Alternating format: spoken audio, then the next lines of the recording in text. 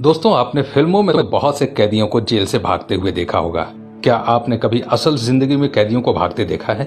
अगर नहीं, तो चलिए आज हम आपको ले चलते हैं एक ऐसे कैदी के पास जिसने नामुमकिन को भी मुमकिन कर दिखाया है।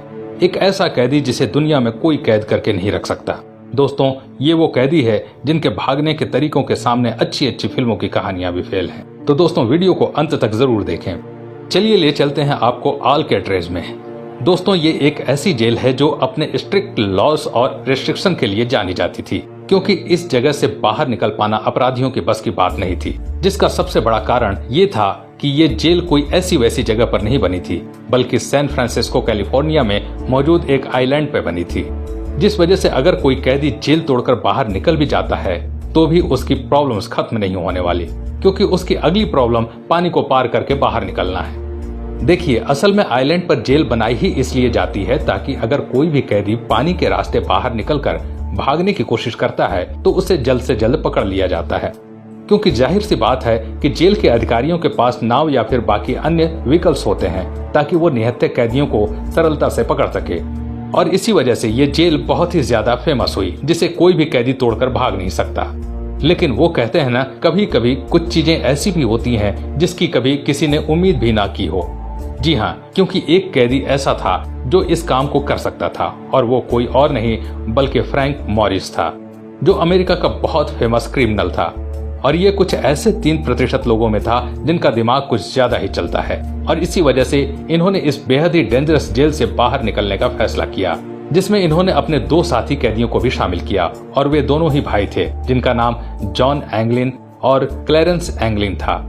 और उन लोगों ने धीरे धीरे प्लान बनाना शुरू किया। हालांकि प्लान का मास्टरमाइंड फ्रैंक मॉरिस ही था, क्योंकि उसके अलावा कोई और व्यक्ति हो ही नहीं सकता जो इस बेहद ही कड़ी निगरानी वाली जेल से भाग निकले।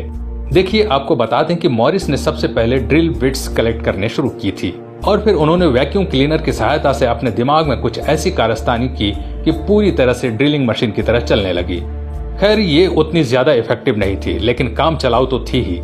और इस तरह की कोई भी चीज जेल के अंदर बनाना वाकई काबिले तारीफ है। लेकिन मॉरिस ने ये काम कर दिखाया, और फिर उन्होंने जॉन और उनके भाई से कहा कि वो दोनों जितने भी हथियार पॉसिबल हो कलेक्ट कर लें। जिस चीज को करने में उन्हें पूरे 6 महीने लग गए। और वहीं दूसरी तरफ मॉरिस हर रोज दीवार पर छेद करना शुरू कर देते थे। परंतु इधर सबसे बड़ी दिक्कत ये थी कि दीवार पर छेद करते वक्त बहुत ही ज्यादा आवाज होती थी। जिस चीज से बचने के लिए उन्होंने छेद करने का ऐसा टाइम चुना जिस वक्त जेल में मौजूद सभी लोग दूसरे कामों में बिजी होते थे। और अंत के आते ही उन्होंने वॉल में छेद करना शुरू कर दिया।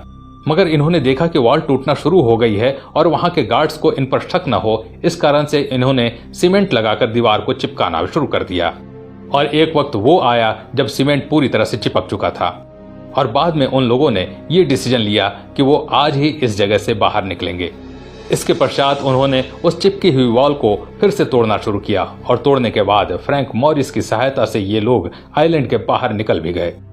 लेकिन अभी तक इस बात का पता नहीं चला कि ये तीनों जेल से भागने के बाद आखिर गए तो गए कहां, क्योंकि बहुत से लोग ये कह रहे हैं कि उन्होंने जॉन और उनके भाई को भेष बदलकर दूसरी जगह पर रहते हुए देखा है। लेकिन अगर वो लोग जिंदा हैं तो फ्रैंक मॉरिस कहां है? ये सवाल सभी के जहन में बार बार आ रहा है, परंतु हमें तो नहीं लगता कि इस कांड के इतने सालों बाद अब वो मिलने वाला भी है। तो दोस्तों, आज के लिए बस इतना ही। इस वीडियो को ज्यादा से ज्यादा शेयर करें। अगर वीडियो पसंद आया तो लाइक कीजिएगा, और ऐसे ही वीडियो देखने के लिए हमारे पेज को फॉलो जरूर करें। धन्यवाद। दोस्तों, अगर आप